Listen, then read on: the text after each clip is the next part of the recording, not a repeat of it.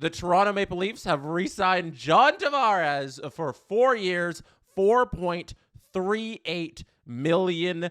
That is the number that they have in the release. The Toronto Maple Leafs announced today that the club has re-signed for John Tavares to a 4-year contract extension. The average annual value is $4.38 million. Say that again with me, ladies and gentlemen. $4.38 million.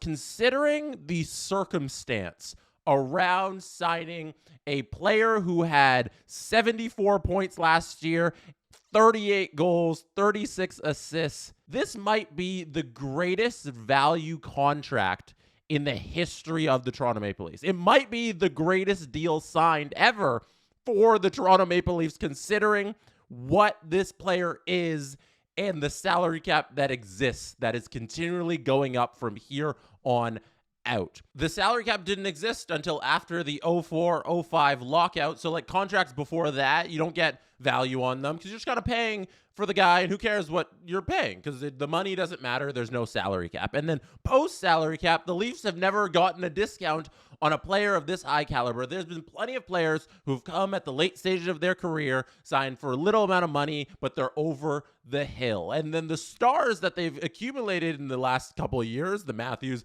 the Marners, the Nylanders, have never taken a discount. They've all gotten every penny that is available to them. And now we have a player who is still playing at some of the highest level hockey that he's played his entire career, almost a 40-goal season last year, taking a massive discount. This is so much less money than Brock Nelson just signed for, who's the same age, who is way less production. This is even less than what Duchesne signed for in Dallas, and that's a player who's getting paid by another team to play hockey, and he took a deal to stay in Dallas, and it's still more than what John Tavares just took to stick around in Toronto. This is a slam dunk home run by Brad Treliving, and I'll break down the contract for you as well just to emphasize how much they're even saving in real dollars on this contract. Pierre LeBrun had the tweet with all of the contract terms. Year one, the base salary for John Tavares is $1 million and $4.5 million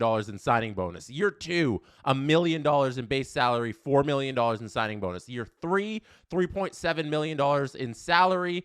Year four, $1.8 million in base salary, and then there's a $2 million signing bonus, deferred payment payable after 5 years after the end of the contract. The deferred payment part lowers the cap hit from 4.5 to 4.38. So this is a $4.5 million deal. But because the Leafs have deferred the paying of a $2 million signing bonus until 5 years after the end of the contract, that amount there does not count against the cap for the tenure of the deal. So you remove that $2 million throughout the deal. That lowers the overall cap hit from 4.5 to 4.38. And that is how you get one of the greatest deals in Toronto Maple Leafs history. It includes a full no movement clause in years 1 and 2, a modified no trade clause, a 5-team list in years 3 and 4. The Toronto Maple Leafs, everybody, have started off the offseason because they've been sitting on the sidelines for a long time now and have not done a lot of work here until this moment. They've started out splendidly. This is perfect. It's everything we could have asked for out of this deal, and now we look at the rest of the roster. With John Tavares under contract now, the Toronto Maple Leafs have $21 million in cap space remaining. This will have to be parsed out through RFAs Pontus Holmberg, Nick Robertson, Matthew Nyes, and whatever UFAs they want to bring back, and that still includes Max Pacioretty. Mitch Marner's not coming back, and Steven Lorentz needs a deal now, too. So you look at the depth chart, the Leafs forward group still needs a lot of work. I'm a huge fan of the Leafs 7 defensemen that they got right now. I think McCabe, Tanev, Riley, Carlo, Benoit, OEL, and Myers are a good 7 core, and I'm happy if they enter next season with those 7 defensemen. On the wings, they need a lot of work. If Scott Lawton can be your 3C, who you paid a first-round draft pick for, The lineup makes a lot of sense. I think if they're willing to commit to Scott Laughton at that 3C, and if he plays up to his abilities, I don't mind Matthews, Tavares, Laughton because of how little John Tavares makes.